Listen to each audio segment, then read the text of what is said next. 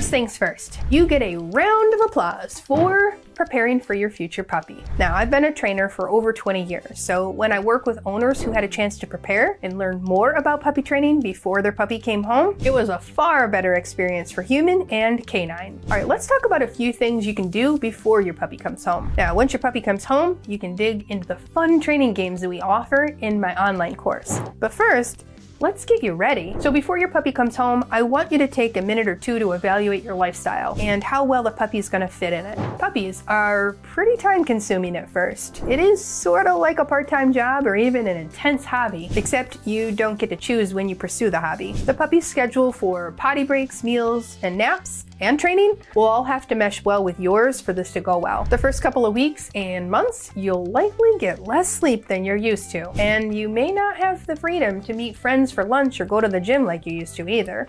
Don't worry though, you are going to get back to all those things. But at first, you're going to have a clingy puppy who needs to be taught how to live in a human world. Now, when we do this kind of training, we do have to take it at a pace that works for our puppy. Your human brain might want this process to just go a little faster, but it's not up to you. The more patient you can be and just let the whole process evolve at the puppy's natural pace, the better this will go. You'll want to evaluate your time, the space, and ability to meet a dog's needs. So if you're single, that means lining up a few people who can help you when you're busy, or just give you a break and prevent those dreaded puppy blues. The space in the home will need to be adjusted to prevent potty accidents and destructive or dangerous chewing. Most people use a pen with vertical bars or some kind of baby gate to section off an area for their puppy. Eventually, your puppy will get more freedom, but not for the next 5 months or so. Now, I have a pup named Lady. She's 5 months old. She has now graduated from the pen, and she gets 2 rooms as her space. I still do use the gates to block off access to my work area. That has a lot of cords and equipment in it that I don't want her to get into. So for some households, puppy proofing is a lifetime thing. I still have gates up that prevent Lady and my other 2 dogs from going upstairs. All right.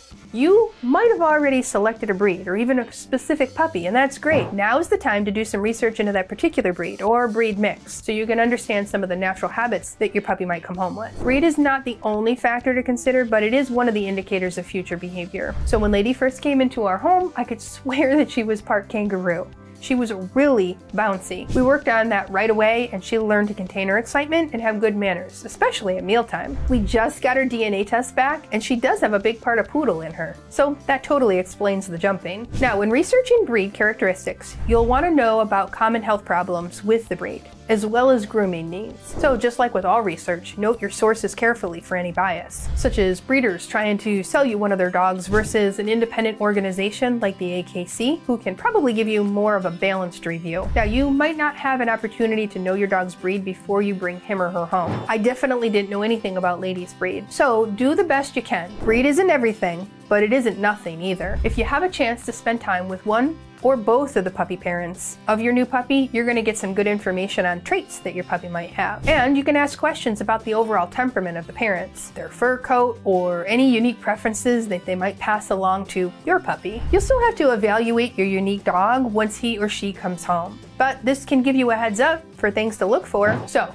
now that you've done some research on the breed or the breed mix that you'll be getting, let's talk about meeting potential puppies. Now, I want you to set your expectations in line with reality here. It is extremely hard to see any future kind of temperaments or personalities when the puppies are very young. You're also seeing them in a very specific environment that's not the same as your home. So your puppy will probably be with littermates and the mama dog in a home that is familiar. And all of these things will change when he or she comes to your home. But there's still a few things to look for. Overall, curiosity in puppies is a good thing. It shows confidence, and from curiosity, we can turn that into a lot of learning opportunities. So I encourage you to sit back and watch the litter of pups like a scientist would. Make some observations about what they're doing, and if any pup is doing something really different, note any pup that seems to have a lower energy level or confidence level, or any that seem particularly energetic or forceful. Again, these traits may not play out as the puppy grows, but it is something to look out for. A good breeder will probably be able to tell you about some of the traits that they've noticed already. And if the puppy is curious enough to take a little food from you, this is a good thing,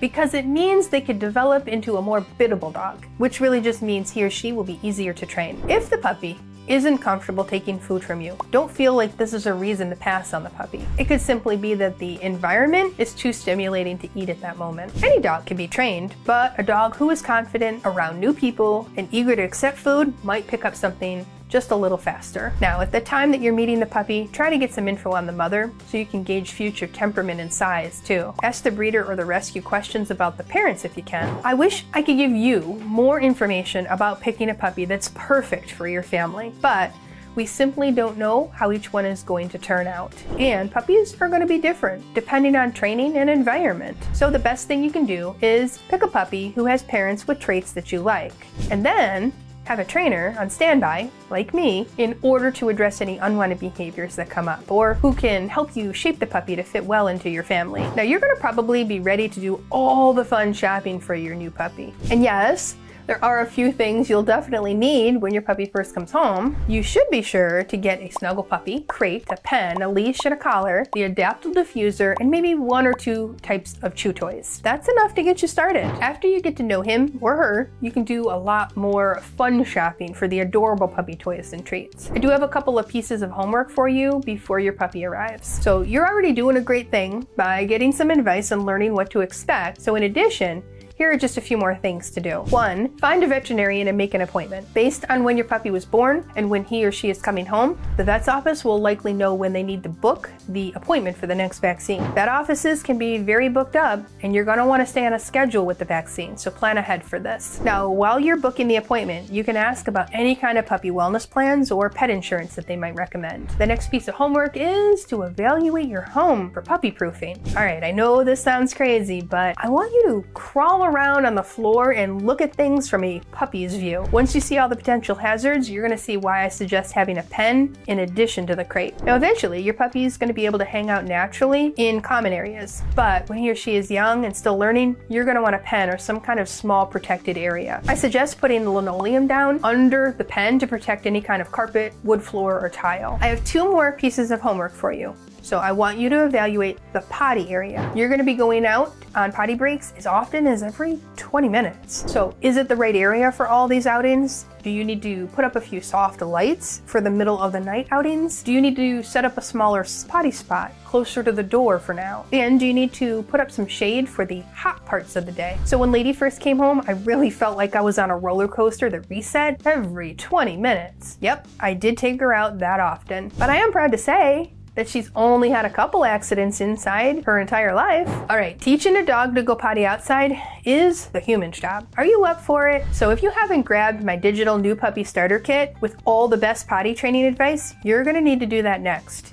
It's free, and it has a sample schedule in there, plus your first training game and some important information about early socialization. So check out the description below for the link. Now, your last piece of homework is something I mentioned earlier. Line up some help. Even if there's more than one person at home, there will likely come a time when you need to leave before your puppy's ready to be in the crate for a lengthy time alone. So find a neighbor or a friend or a dog sitter who you trust, who can come and tend to the puppy if you're not able to. With time and training, your puppy will be able to stay home alone while you go about your normal everyday business, but that won't happen for a while. So avoid the puppy blues and save your sanity by enlisting some help. Asking a friend to come hang out with your adorable new puppy is usually met with an enthusiastic yes. All right. So with the tips today, you're well on your way to puppy preparation. If you have any specific questions for me, you can post them below or join our fabulous Facebook community called Puppy Training with Michele Lennon. A member of our team answers every question for you, and we love helping our puppy owners, like you. This is your new favorite online dog trainer signing off for now.